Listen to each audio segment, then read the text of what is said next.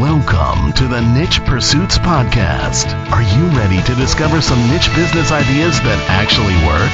Well, it's time for a motivational kick to jumpstart your next big idea. Here's your host, Spencer Haas. Hey everyone, it's Spencer Haas here with another Niche Pursuits Podcast. Thanks for joining me here today. On the show, I have Hayden Miyamoto of NoHatSEO.com. Now, you may remember Hayden because I've actually interviewed him 2 times before.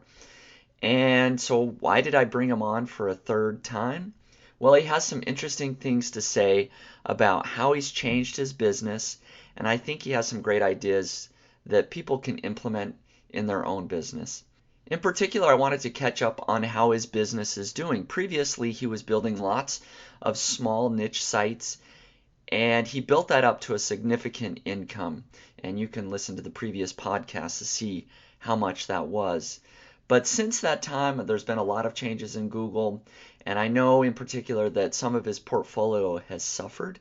And so I wanted to dig into what happened and then what he's changed, because I know that he has pivoted his business, and believe it or not, even though he was hit by some of the updates, he's now built his business up even bigger, but in some other areas. And so it's very interesting because he is still building up content websites, as you'll see as we dig in here. But in particular, he's now working on building out his private blog networks, which is using expired domains to then either link to your own sites or to then sell those links to other people so that they can rank their sites better. So I think that you're going to find this interview very interesting because he's built his business up big enough now that he's taken on a few partners. It's not a one-man show anymore. He's built something up to quite a large size. He doesn't give us exact numbers, and I didn't dig too hard on that, but you can see how well at least just one of his interns has done to build up a 5-figure income very quickly.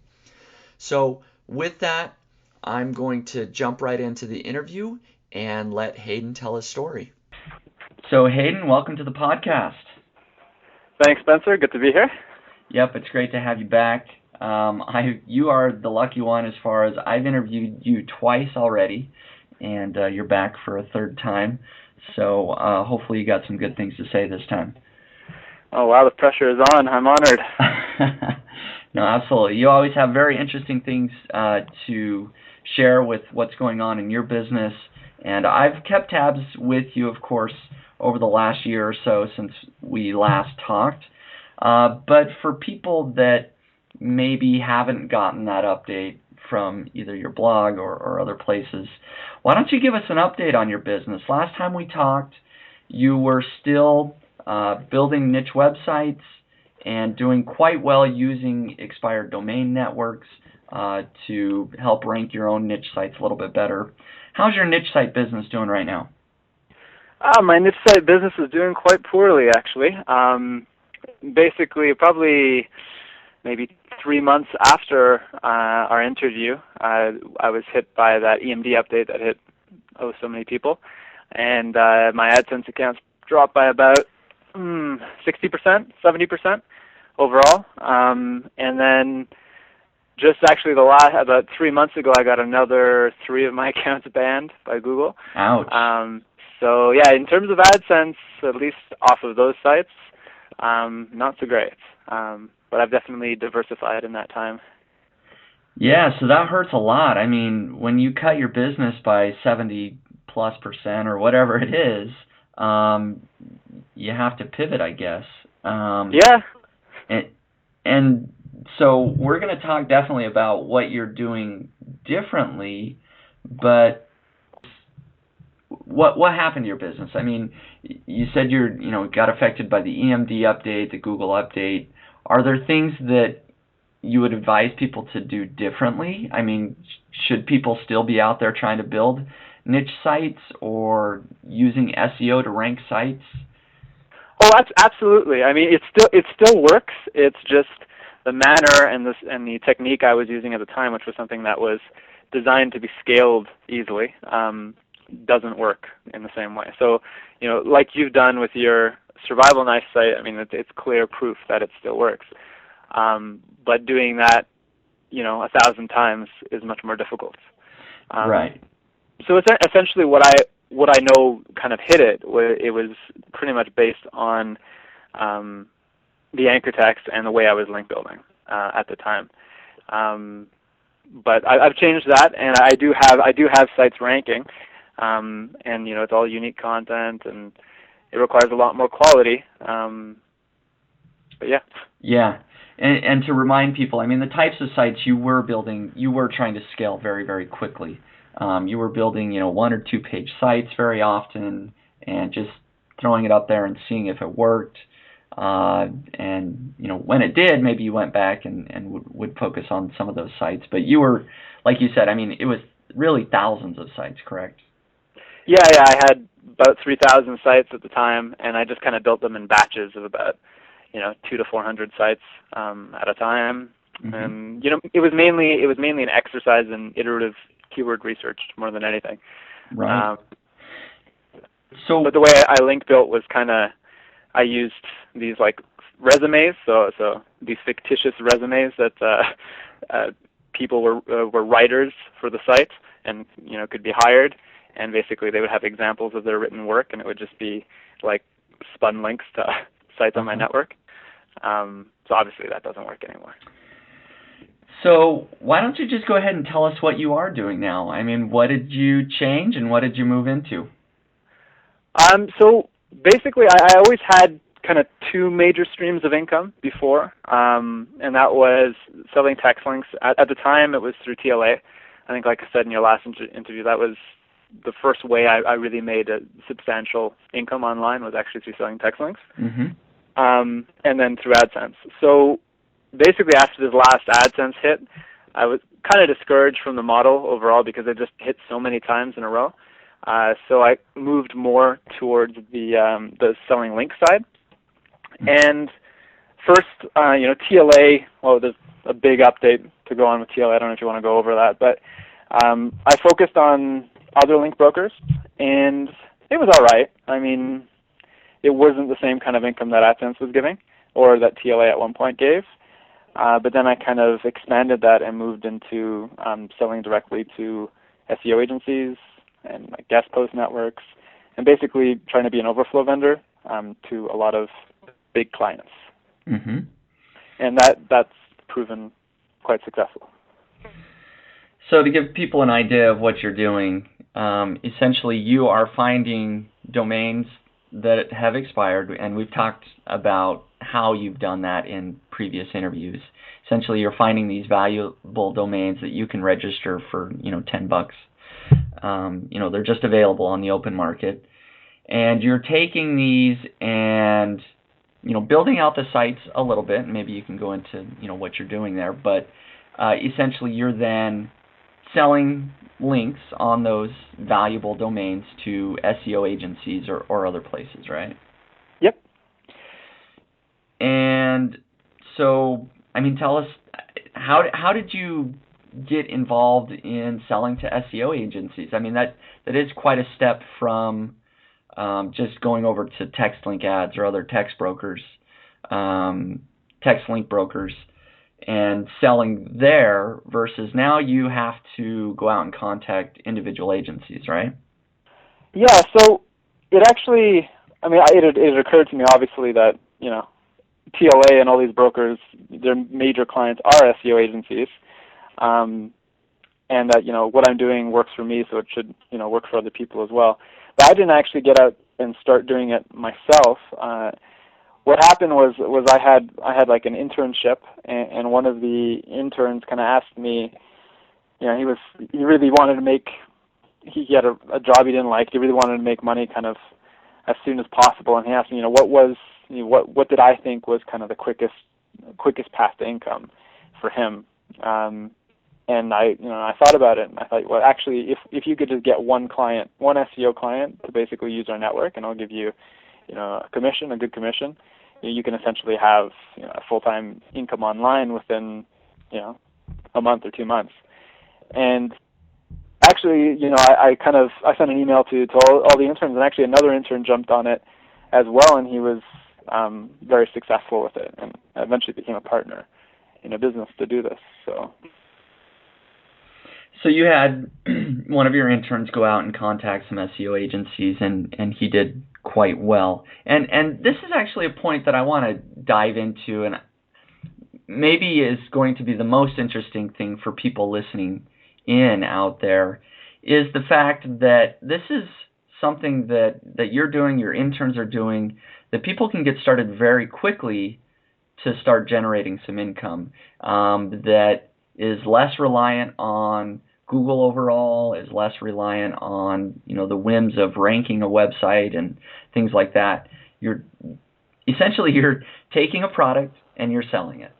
And so before I go into lots of follow-up questions about how to do it, maybe you can give us an idea of the success overall. Give us something that people can latch onto as far as, this is the potential income that somebody doing this could make. Can you give us any revenue numbers or any idea of how well you're doing?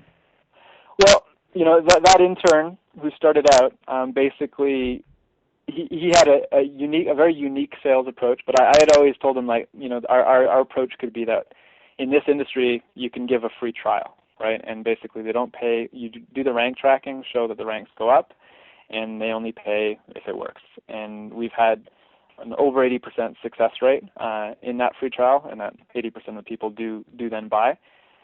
And within, I think he made in total maybe 5 sales calls, and he got 2 agencies on board, who, those agencies still represent about $15,000 a month in revenue. Wow. And just in terms of for him, that worked out, very well. And all he really had to do was kind of get them on the phone. And mind you, we were still kind of forming the business and figuring things out. But nowadays we just don't work with someone who isn't able to, scale up to about 5 figures a month in income. Yeah. So that's awesome. I mean, for anybody listening out there, that's a big number. $15,000 a month, but really, when you look at it, the potential is there. And maybe you can give us an idea of what kind of money are SEO agencies? Are a lot of SEO agencies actually spending money on these types of links, or is this sort of just a black hat, very obscure, place where people are doing this kind of thing? Well, everyone is spending money on this, and I can't disclose the agencies we're working with, but I've definitely been on calls with some of the top white hat agencies in the world, and some of them are just oh yeah, we already have our own network, and these are people who are saying only inbound marketing, blah blah blah.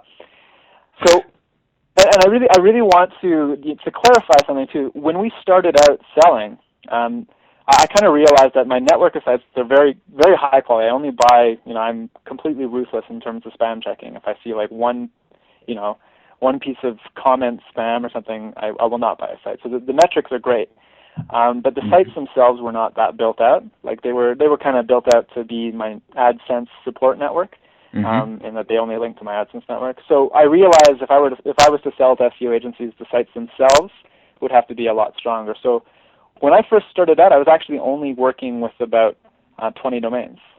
So that first 5 figures of income came from actually only having 20 domains that only had 10 pieces of content on them each, just a nice theme and hosted on a unique C block and all that. But it was really not it's not like I was, selling access to 3,000 domains or something.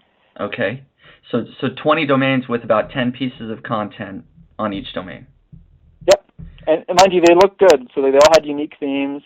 They were, quite broad in topic. So, that might be news sites, or maybe they were set on careers or something, so that it would allow a very diverse set of link injection areas, right? So I could link to tourism or insurance or home improvement, which, are 3 major industries for SEO agencies. But yeah, I guess to answer your first question, how much money, are they throwing around?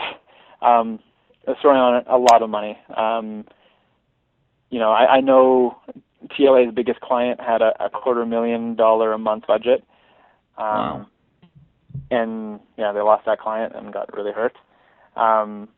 And I know personally from interns who work in SEO agencies, how much, especially in certain areas like law, how much money is being spent on links every month, and it's mind blowing. Just any SEO nerds will get a kick out of knowing that those mesothelioma CPCs are real. They are real. It's great. I know it's the market that sort of everybody talks about, and you see these huge numbers for CPC, but you're seeing that it's real. Oh yeah, it's real. I mean, you can afford $100 cost per click when you're making $500,000 on a lead. Right. So, okay, so there's a huge market out there. SEO agencies are really spending this money. And so you're coming in as a small guy, if you will, and certainly lots of people listening are maybe nobodies right now. They don't have any network, but they'd like a piece of the action. There's a lot of money out there. Can you maybe take us through somebody that has nothing right now? What would you recommend they do to maybe getting their first client? Well, I think probably before you get your first client, you probably would want to find some decent expired domains and set them up. So, I mean, my blog sort of shows you how you can do that. It's a bit more difficult now to find, but it's definitely, there are lots still available. Then basically after that, once you have the domain set up, I mean, the way I've always approached it has been through the free trial. Which was, I started out, originally it was a 30-day and I changed it to 15-day, but now it's a 15-day free trial. And basically they provide the 10 sort of anchors and target URLs, and I write the articles. That's just sort of a loss leader for me. Mm-hmm. And I rank track the changes, and like I said, I have about an 80% success rate. And then after that, I always have like a bulk agency package that makes the links that they already have cost half as much per link, but it commits them to a much higher monthly amount. Right. And if I can, I want to follow up to sort of the more nitty-gritty details here as far as how many links are you using to help rank for certain keywords. So let's say an SEO agency comes back and they want to rank for some particular term, lawyer in San Diego or something. That's one of their terms. What would be your process on a monthly basis? How much content, things like that are you doing for that one keyword? So I mean, I'm not really a consultant in that I don't really tell them that you should do this many links for this, because they're SEO agencies. Theoretically they should know what they're doing. So maybe tell me what are they just telling you what to do and you do it? Like they say we want 5 links, or I mean, how does it work exactly? Yeah, so if they get a package, for example, let's say it includes 50 permanent links per month, 50 Gotcha. New permanent links per month. They just give me a spreadsheet. They fill out the target, two columns, target URL and anchor text. And okay, that's it. I misunderstood that. So that makes sense. Okay. No, that makes absolute sense. So maybe tell us what your pricing is as far as the different packages then. So if they go like one time, depending, I actually price based on page authority. So PA and DA is now pretty much the de facto standard for SEO agencies. So no one cares about PageRank anymore. Mm-hmm. And it's finally breaking into the IM world that people no longer really care about PageRank, especially since it hasn't even been updated since February. Right, I was going to mention that. Yeah, it's been forever since it's been updated. Yeah, so I mean, people buy based on PADA, and I have pricing structures based on that. So the lowest is about $60 a post, and the highest is $180 a post. Again, these are permanent; it's a one-time fee.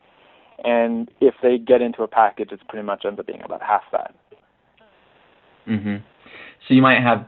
What are the sizes of your packages? As far as monthly, what's the maybe lowest amount of links versus some of the upper end? The lowest I do now is 50 links in I call it my premium network, and that's $3,000. Okay. a month. And then you just go up from there, obviously, based on how big the client is. Yeah, and if it's a very big client, I have a couple clients that we've done basically exclusive use networks where we set up the sites, and we set the network just for them, so that no one else can use it, and they just add as much content as they want to it. So, okay, so I mean that answers a lot of my questions. I mean, do you think this is realistic for somebody just starting out, that this is something that they could get involved in? Absolutely. I mean, in all the internships I've done, this has been one of the focuses that a lot of people have taken. And some people are not comfortable with doing sort of direct sales or, getting on a phone or anything like that. And so their approach has been just to go through link brokers. And it's slower, but it's still, it's one of those kind of slow and steady successes, right? So, you can get to that $10 per month to $20 per month per site. It just takes a little bit of time. And it really, it depends on what your skill set is and what you're comfortable with. But I think there's a method for anyone. Some people were actually buying domains and directly selling them through like GoDaddy auctions. There was an ROI, but their main purpose of doing that was any buyers, they would then actually try to use them to, they would be the whale, right, that they'd try to sell links to. Right. So that was kind of a way to break the ice and find clients. And obviously for me, the blog has helped a lot, which I haven't ever marketed aside from, I guess, the 2 podcasts I did with you. Right. But I mean, we've definitely had quite a few clients come through that. So, yeah, it's up to your own, I guess, comfort level. But everything from just, sitting in your house and adding sites to backlink networks to getting on the phone and calling agencies all seem to work in varying degrees. Yeah, and I mean what I do find interesting about this is that it really takes a lot of the unknowns as far as ranking a site out of the equation. So if people don't have the skill set per se, or the patience to develop a site that ranks naturally in Google over 6 months or a year, this is something that they can jump in and get started right away. Essentially, they can go through the process of finding some expired domains. They can build these up with some quality content and start selling right away once they have that network. And you don't really need much to start. I mean, really, if you only have 5 domains, that's a start. I mean, those 5 domains can help link build somebody else's terms quite easily. And just, off the top of my head, and maybe you can jump in here, I mean, there's other ways that you could make money with sort of your own private network as well. Not just selling to SEO agencies, or to link brokers. The internet marketing world, the IM and forums, and you could set up your own site selling packages on forums or to other people that are in this niche, smaller clients. Absolutely, and I do have some interns who've done that. They've gone to Digital Point, Warrior Forum, and definitely there's link selling there all the time. There's all sorts of ways you can approach this. There are existing kind of link classified sites where you can pretty much put up, I think Link Adage is one of them. You can just put up your site and a link and an amount, and people will email you and add links. So, I mean, there's a ton of different ways to do this. Yeah, definitely. And just for people that are wondering how the other side of your business is going, you still have some niche sites. Can you give us an idea of where you're putting most of your time? What sort of either percentage of your time or revenue is, your own sites versus sites that you're trying to monetize versus, selling links? So I now have, I partnered with 3 of my interns, and we now have a company. So my personal time is actually spent more on the side of developing our own monetization and sites. Okay. Probably overall it's about half and half. If you sort of look at all 4 partners, it's probably half goes into kind of what is our cash cow right now, which is selling links on our sites, Mm-hmm. and the other half goes into our own properties. And as for our own properties, we're focusing on foreign markets. That's kind of where I identify as the place of growth. Okay. So yeah, hope that answers the question. Yeah, no, it does. Why don't you tell us a little bit about, why you went into foreign markets and what you're seeing there? I went into foreign markets for a couple reasons. I mean, I had already had experience because I live in Mexico. I moved here a couple of years ago, and I noticed in the whole EMD thing, I don't know, maybe 2 years ago, I had just on a whim I decided to check, GACT, the Google keyword tool at the time. Mm-hmm. And then also check to see if there are any EMDs available. And because my wife is half Mexican, we can register them.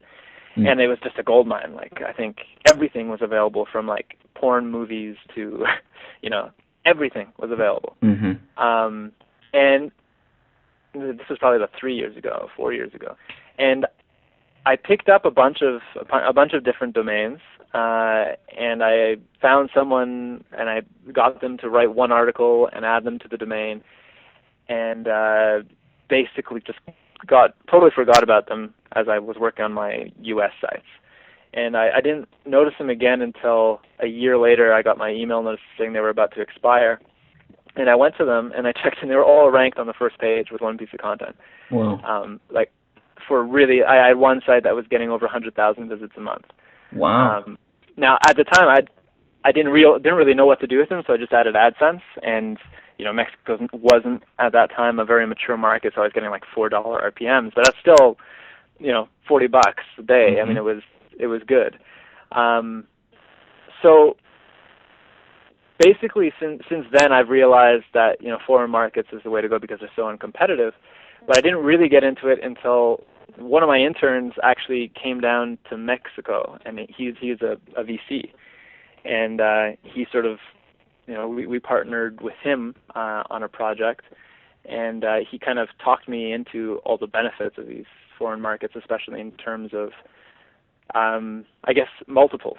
So I've never been comfortable selling my expired domains, Mm-hmm. not my EMDs.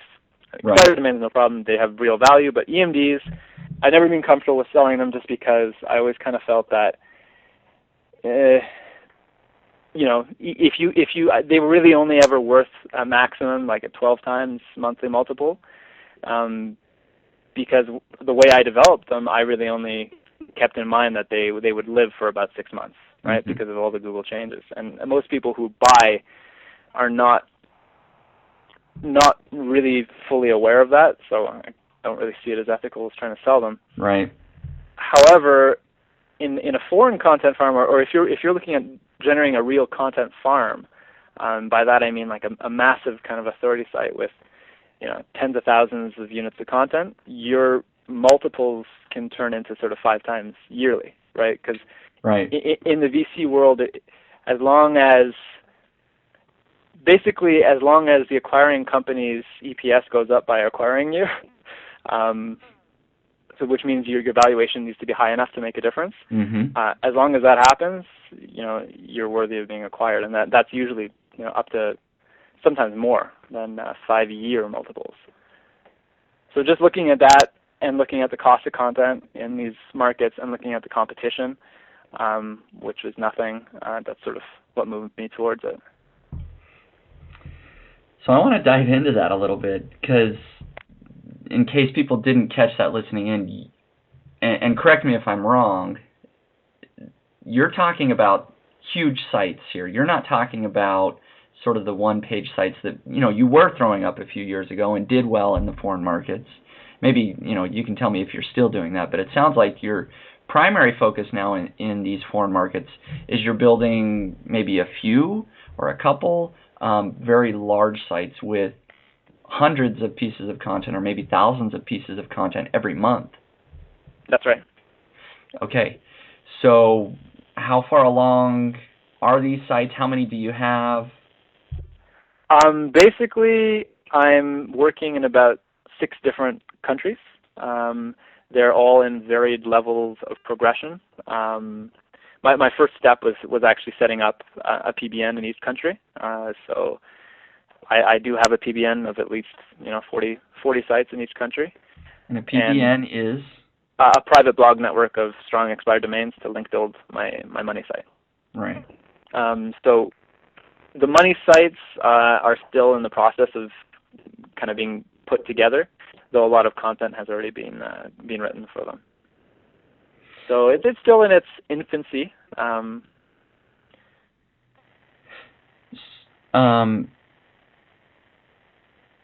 So is this what you would recommend for people now, maybe listening? I mean, is bigger sites the way to go, even if they're in the U.S. market? Go ahead. So in terms of ranking, I'm not saying bigger sites are the way to go. Bigger sites happen to be the way to go for me just because it's more fun for me to kind of chase bigger exits. Either way, I would definitely say foreign markets are an amazing opportunity. That being said, you're going to be competing with me. But no, for sure. I mean, everything is still the same in my opinion when it comes down to trying to rank. It's still based. The number one factor is competition, and the fact is, there's just much less competition in dumb foreign markets, especially those that have a barrier to entry. Whether that's if there's a certain SERP in a market, for example, like a certain CCTLD, like .com.mx seem to rank in the top 10 everywhere. If there's a barrier to entry, like you have to be a resident of Mexico to register that domain, and you have a way around that, then obviously, that's an opportunity for you. The other barrier to entry is language. If you speak Spanish, that's an opportunity. If you speak French, it's an opportunity. So yeah, I definitely think that's a really good way to go for people who want to develop their own sites. Right, and it makes sense for you. You're out chasing maybe bigger opportunities. You have a little bit more to invest. You have a longer time before you need your return on investment. You're able to build out these little bit bigger sites where maybe some other people starting out don't have the ability, time, or money to invest in these bigger projects. But I'm with you on the same page. I actually have a couple of bigger projects that I haven't really talked about much on my blog, where I'm building much bigger sites where I know it's going to take a year or more before I see much return on my money, but I have a little bit longer investment period where I can wait to do that. Yeah, let me also say, just because a lot of people seem to think that micro niche sites don't work anymore or EMDs don't work anymore. It's not true, and that EMD update was not a way to devalue EMDs, in my opinion. EMDs and PMDs are still going really strong. What it is it's just a further refinement of their, over optimization penalty filters, right? So it all comes down to how you're building your anchor text. How much are you over optimizing on page and off page, and EMDs just happen to kind of be exceptions to the rule because technically their domain name was their brand, right? So the actual anchor text, if you have whatever, greenshoes.com or whatever, it was also your brand, and I think the EMD update just kind of removed that exception. So basically, yeah, you just have to be much smarter with your anchor text. Right. Yeah, I definitely agree. And so as far as these bigger sites that you're building in foreign networks, you call them content farms. They're sites that have thousands of pieces of content, or will over time. Can you give us an idea of what type of niche it is? Are these like general news type sites, or more general sites like eHow, or are they still very niche specific? They're still fairly niche specific. It depends on the composition of the market. It depends on the keyword volume.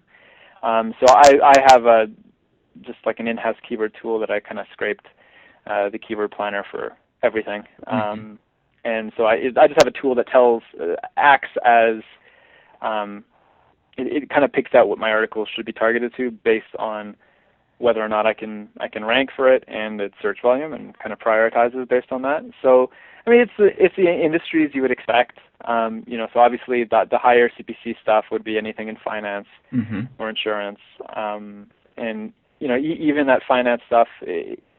Whereas in the U.S. it's just really prohibitively competitive. It's just not the case in some foreign networks, in foreign Google versions of Google. And in some cases, I'm focusing, high search volume. I'm sort of trying to have an idea of basically creating a games business, like a children's games business that I want to grow. And a lot of this is just kind of, for me, it's also just kind of the pet projects because they're fun and exciting for me. Right. So, but niche sites work just fine.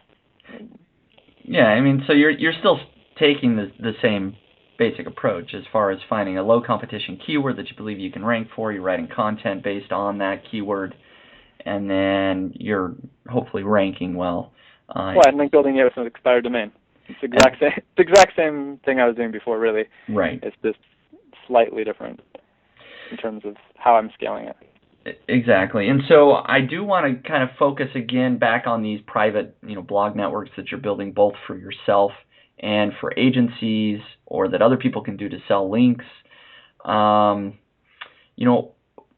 Give us some of the criteria you use to build these networks.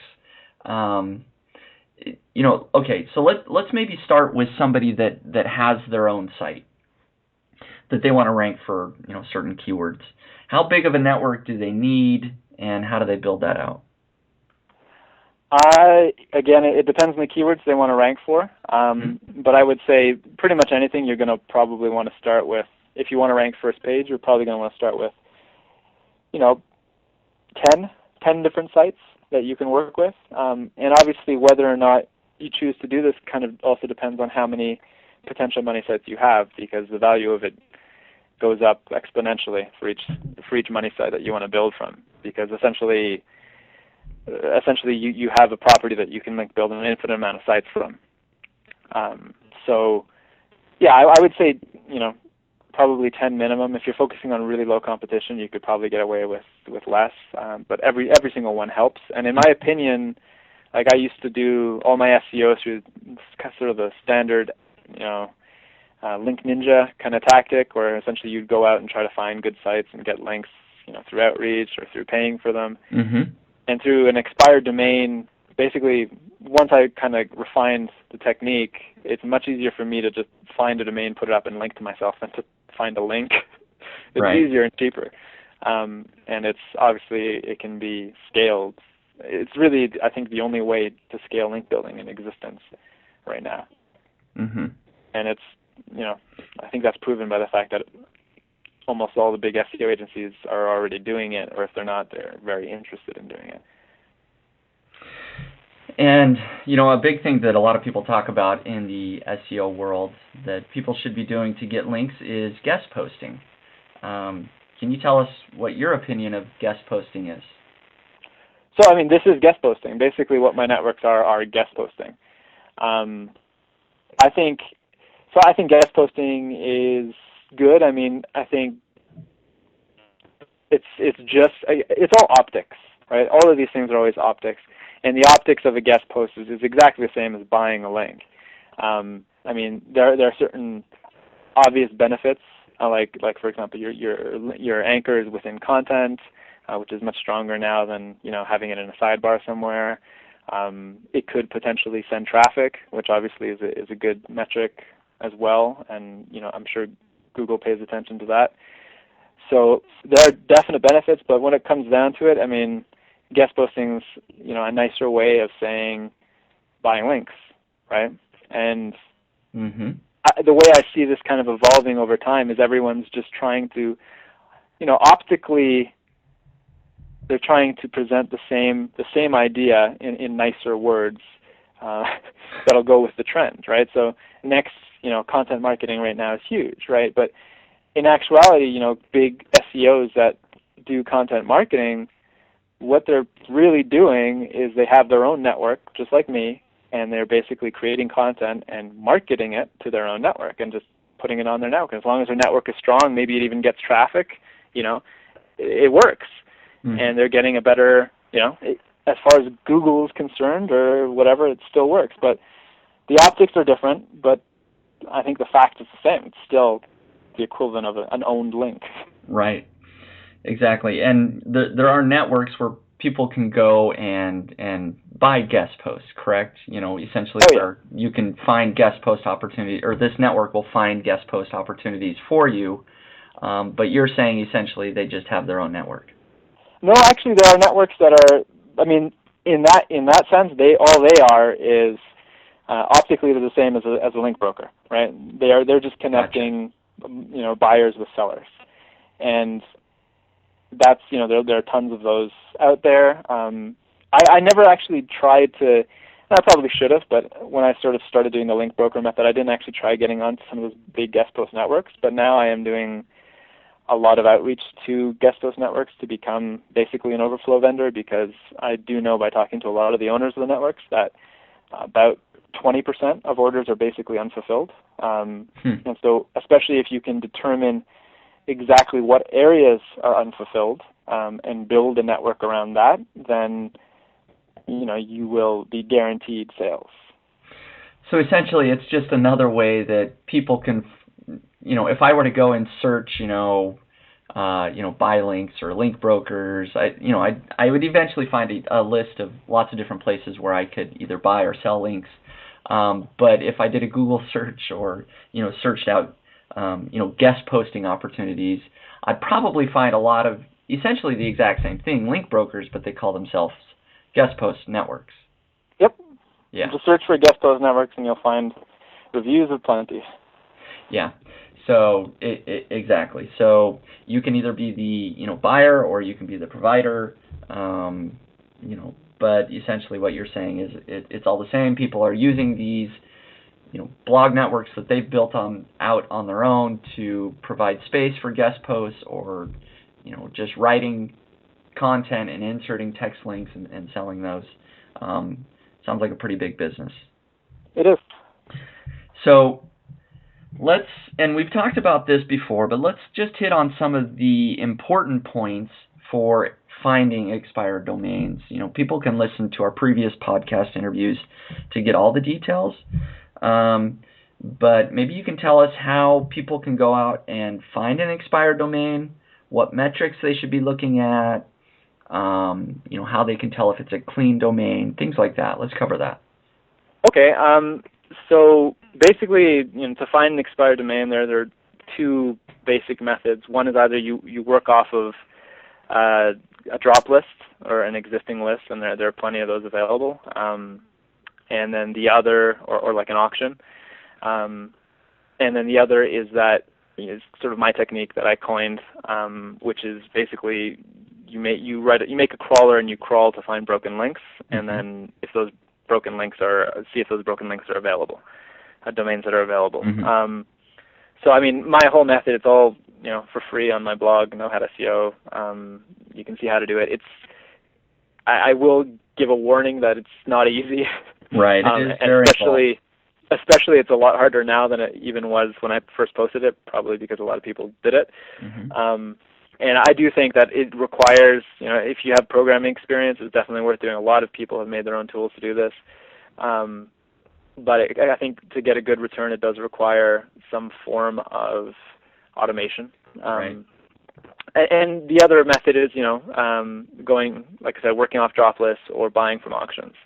And either way, no matter what, I think by far the most important thing is you have to be able to check the quality of domain efficiently. So whether or not you're bidding on something that's already there, or whether you're just looking at your own list that you crawled, you have to make sure, ideally, that it hasn't been spammed in the past. And you'll notice that in most lists out there, 99.9% of them, domains, have been spammed, owned by some black hatter or something. So that takes practice, and again, that's learning how to identify all that is all on the blog too. I check archive.org. I always check Ahrefs or Majestic SEO to make sure that there's no suspicious anchors pointing to them, Russian, Chinese links, or even like, I'm really ruthless when it comes to spam. Like, I don't even, if there's any evidence that it was ever owned by anyone who knows anything about internet marketing, I don't touch it, because my reasoning there is that they let it expire because it wasn't working. Though they might just be like me and they let it expire because they just weren't organized. I've certainly done that with hundreds of domains. But you have quite a few. Yeah. But yeah, so that's the ways to find them, and that's the spam checking is pretty basic stuff. You just use Ahrefs, Majestic SEO, and archive.org. I mean, I can go into the details, but it's probably I think that's pretty good, and we have covered it a little bit in previous interviews. But to drive the point home, that essentially just because somebody goes out and they find this great expired domain that has very, very high page authority or domain authority and has lots of links from lots of different root domains, does not mean that it's a good purchase. They still need to go through and make sure that this domain has not been spammed in the past, because if they just buy a spammy domain, well, it's a spammy domain and Google's not going to treat it very well. Oh, absolutely. And like page authority and domain authority, they're metrics just like PR that are artificially inflated by spam, right? Mm-hmm. So, I prefer page authority over domain authority personally, like the page authority of the homepage, because it's harder to manipulate and it's also better correlated with ranking. Mm-hmm. But a page authority 40 domain, if you just look at PA40 and you look at like existing, say, kind of spammy sites, PA40 doesn't seem that high. But a PA40 that's a real PA40, that's an actual, all the links are genuine, and will never get penalized, is a very strong link. So like a PA40 versus, a site that's got a whole bunch of crap links that Google doesn't even value in any way, that might say PA60, I would take the PA40 anytime. Right. So yeah, it's a kind of an apples to oranges comparison, because a lot of the time, the PA is being convoluted by spam. Absolutely. And can you give us an idea again of, what is a good, page authority? What's a site? You said, 40 is certainly good that you would be interested in if it's a clean domain. What about 30? Is there a minimum number that you look for? So again, it kind of depends on where you're starting at, because I've done this for a couple of years now, and as you do it more and more, you kind of raise your standards. Right. When I started out, and a lot of people starting out, they're seeing very good results with anything that's PA 30 plus. Even PA 30 is sending some decent links. And if you look at the Moz keyword tool, you'll find a lot of SERPs that have pure PA 30 results in the top 10, right? So I would say like a good starting point is probably around the PA 30 amounts. A lot of PA 40 you tend to be bidding on that. PA logarithmic, just like PR. So obviously, like the higher you go, you're getting a really. I would rather have, for example, one PA 50 than probably 8 PR 30s as an example. Just because it really is that much stronger. But that being said, I would still like to have the PA 30. Yeah. No, that makes sense. And yeah, I think we've covered that overall as far as looking at the quality of expired domains and deciding what to purchase pretty well in the past. And, basically you've given us a pretty good overview of what you're doing. I love the topic because it is something that somebody just starting out, and I do know some people that actually are very good at sales, for example, but they don't. They probably wouldn't do too well, building niche sites, for example. But this is something where they could get started right away. Like we said, they could go out and they could develop their own private blog network, and they could really start an agency or sell to SEO agencies very quickly. Now, the underlying question or concern that I'm sure lots of people listening out there have and I think we've addressed this in the past, but we might as well do it again. What about the people that say this is, all black hat technique? Google hates it. You shouldn't, then be selling links to other people. Google says specifically you shouldn't be selling links. Is this an ethical business? I see nothing unethical about it. To them, I would just say, we can agree to disagree. Mm-hmm. No, there's absolutely nothing unethical about it. The sites themselves are real. They're very strong. They do pass value. I think, the only place kind of ethics comes in, and I try to be as ethical as possible, is how you develop out the domains themselves. As long as you're developing a quality domain with quality content, even if it is just for your PBN, and it's usually it's at least related to the old topic of the site, then you're not doing any damage. You're not polluting the SERPs in any way. Mm-hmm. And I guess the other question, which sometimes happens, is if you pick up an expired domain. Usually this would be from drop lists, and someone just kind of forgets to renew their domain. I've gotten probably dozens of people who just sort of, I get an email from the registrar saying that they forgot to renew their domain, and to them I just give them the domain. So, right. Yeah. And the reality is that there's high demand for this. So whether or not you or I think it's ethical to do, the reality is that there's very large companies that are out there trying to find spots on these private blog networks. There's a demand there. It's obviously a very legal business. It's not something that there's anything wrong with that. There's just the one side of the story that Google says they don't like it when people buy links, but the way that people do business is, the reality is that it happens all the time. Yeah. Well, and the reality is, of course Google will say that. Right.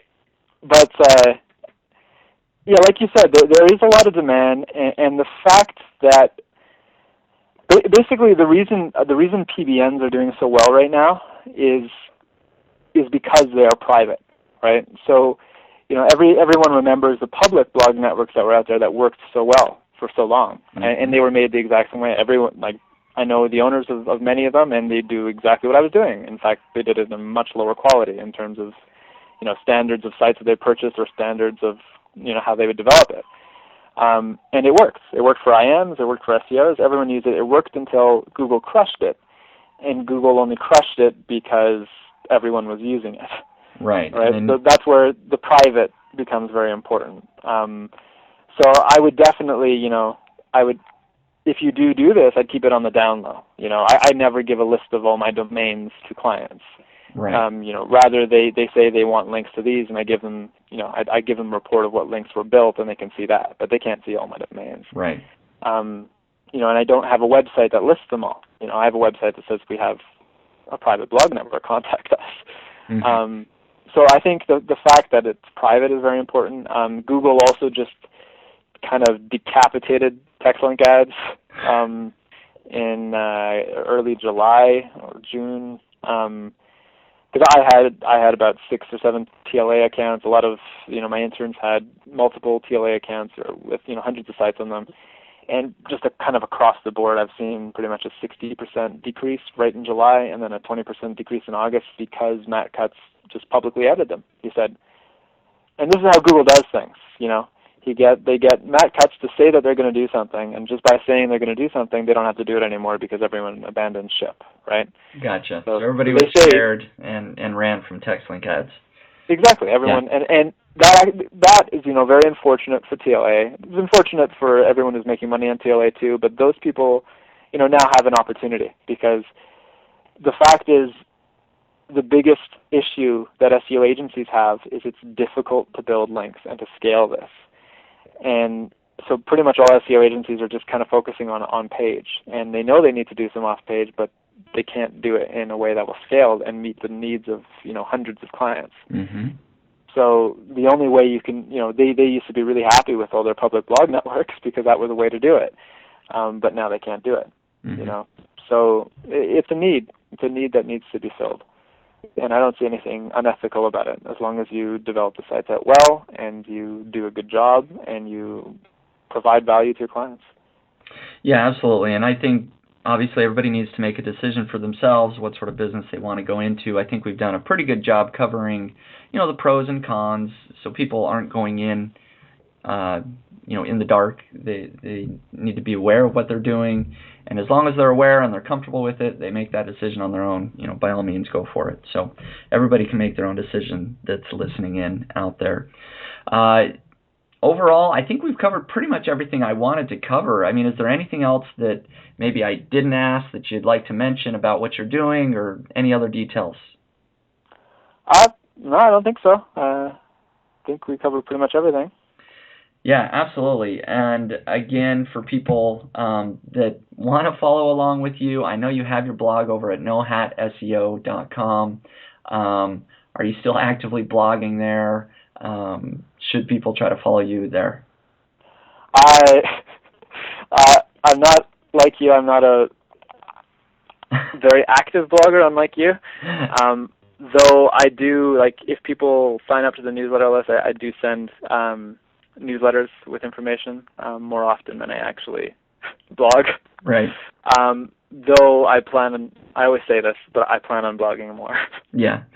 And but yeah, sign up for the newsletter, because I do send stuff out there sometimes. Okay, so that sounds good. So that's probably the best place for people to follow along with what you're doing, should they want to do that. But overall, I mean, you always have very interesting things to say, Hayden. You're always out there doing new business ideas or looking at markets a little bit differently than other people that I'm interviewing, or that are at least publicly saying what they're doing. So I appreciate your openness and thinking outside the box and being willing to share all of that with us. Yeah, well, thank you. And actually, one thing I would like to add, because this is kind of the line I use when people ask me this, is a lot of people ask, it's the key to making money online. And in my opinion, the key to making money online is either getting into a space at the right time, basically getting lucky, or doing something different. Doing something that people aren't doing. And when you try, so my method, I like to try to do the latter. I've certainly been opportunistic and done the former. But if you do the latter, even if it works, 1 out of 3 times, when it works well, and you just have to be able to scale it hard. So. Hey, that's great advice. Yeah, no, I agree. And actually, that's a piece of advice that I give a lot as well, as people ask me, what they should be doing. And certainly I'm out there blogging and sharing what I'm doing, but I always say, you know what, you should always try to take your own approach, think about things differently, out of the box, try to think strategically and what works for you. And that's really how people are going to find success, is if they try to be a little bit different and stand out. So great advice. Great interview. I appreciate your time very much, Hayden. Thank you again. Thank you, Spencer. All right, take care. Bye.